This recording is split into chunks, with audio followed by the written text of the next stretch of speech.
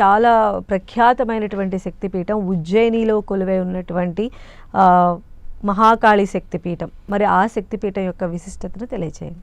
ఇది కూడా ఇప్పుడు మనకి 108 శక్తి క్షేత్రాలు అథవా 51 శక్తి క్షేత్రాలు అథవా 64 కూడా కొన్ని ప్రదేశములలో చెప్పారు. అంటే కొన్ని ప్రదేశములలో ఉంటే కొన్ని పురాణములలో చెప్పబడి ఉన్నది. అంటే ఒక ఆస్పెక్ట్లో ఇది ఇట్లా ఉంటుందని ఆ విధంగా అన్ని రకాలుగా దర్శించారన్నమాట. ఒకే శక్తి క్షేత్రాన్ని ఈ భూమండలమంతా ఈ ప్రపంచమంతా కూడా మ్యాగ్నెటిక్ ఫీల్డ్, ఎనర్జీ ఫీల్డ్ కాబట్టి సర్వత్రా, అందుకనే సర్వం శక్తిమయం జగత్ అన్నారు. కానీ ఒక్కొక్కళ్ళు ఒక్కొక్క ఉపాసకులు ఒక్కొక్క విధంగా. అందులో సుప్రసిద్ధంగా మనందరికీ తెలిసినది 18 శక్తి పీఠాలని మనకి తెలిసింది. అందులో కూడా ఇంకో సందర్భంలో చెప్పారు 3 అద్భుతమైనటువంటి శక్తిపీఠాలు. ఎందుకంటే జ్యోతిర్లింగముతో కలిసినటువంటి శక్తిపీఠము. ఇందాక మనం శ్రీశైలం చెప్పుకున్నాము, ఇప్పుడు ఉజ్జయిని, తర్వాత కూడా మనం వారాణసి క్షేత్రాన్ని కూడా మనం అక్కడ దర్శించుకుంటాం. ఆ వారాణసి క్షేత్రంలో విశాలాక్షి దేవి శక్తిపీఠం అయితే విశ్వేశ్వరుడు జ్యోతిర్లింగ స్వరూపంలో విరాజిల్లుతున్నాడు.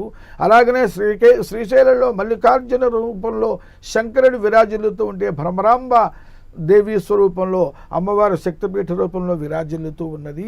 ప్రస్తుతంలో ప్రకృతంలో ఉజ్జయిన్యాం మహాకాళీ మహాకాళశ్చ అసౌ మహాకాళీ చ మహాకాళి. అంటే మహాకాళీలో మహాకాళ అనే పదం కూడా ఉన్నదిగా, దానికి ఈ చేరిస్తే మహాకాళి అయింది.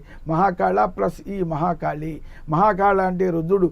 ఈ తాం పద్మిని మీం శరణమహం ప్రపంచే. మహాలక్ష్మిని ఈం అనే పదంతో, ఈం అనే అక్షరం మహాలక్ష్మి వాచకం, ఆమె యొక్క బీజాక్షరం కూడా అని చెప్తారు. ఆ విధంగా మహాకాళీ అంటే శక్తిమంతుడితో కలిసినటువంటి శక్తి. అక్కడ ఉజ్జయినిలో ఉన్నటువంటి మహాకాళేశ్వరుడు ఆ యొక్క జ్యోతిర్లింగ స్వరూపంగా విరాజిల్లుతూ ఉంటే ఆయన సర్వులకు ప్రభువు. ఆయన మించిన ప్రభువు ఇంకెవరు కూడా లేరు అని చెప్పడానికి లోకంలో ఒక మాట ఉన్నది. ఈ అధికారంలో ఉన్నటువంటి వ్యక్తి, రాష్ట్రపతి కావచ్చు, ప్రధానమంత్రి కావచ్చు, సాధారణమైనటువంటి అధికారులు కావచ్చు, ఈ అధికారంలో ఉన్నటువంటి వాళ్ళు ఏ రోజు కూడా అక్కడ రాత్రి నిద్ర చేయరు, స్వామిని దర్శిస్తారు.